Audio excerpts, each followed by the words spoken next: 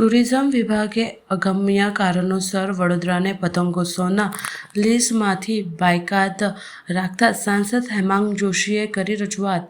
આખરે સરકારે વડોદરામાં નવલખી ખાતે દર વર્ષની જેમ આંતરરાષ્ટ્રીય પતંગ ઉત્સવના આયોજનને આપી મંજૂરી। સાંસદ ડોક્ટર હેમાંગ જોશીની રજૂઆત બાદ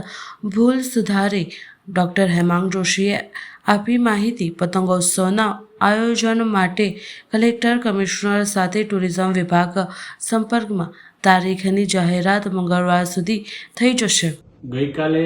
આપના જાગૃત મીડિયા તથા ઘણા બધા પતંગ રસિકોના માધ્યમથી મારી પાસે આ રજૂઆત આવી હતી કે વડોદરાની અંદર વર્ષોથી યોજાતો કાઇટ ફેસ્ટિવલ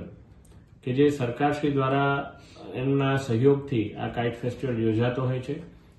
એ કાઇટ ફેસ્ટિવલની અંદર આ વખતના જેટલા પણ લોકેશન છે એમાં વડોદરાને બાકાત રાખવામાં આવ્યું છે।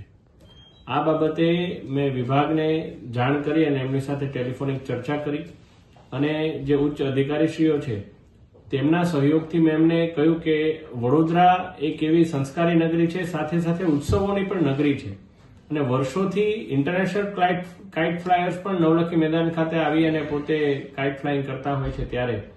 વડોદરાની અંદર આ ઉત્સવ કન્ટિન્યુ રહેવો જોઈએ અને એની અંદર ફરી એકવાર વડોદરાનો ઉમેરો કરવા માટે મેં એમને રિક્વેસ્ટ કરી અને એક ઔપચારિક પત્ર પણ લખ્યો હતો। આપણા વડોદરાની અંદરના માન્ય સર્વે ધારાસભ્યશ્રીઓ છે, સંગઠનની ટીમ છે,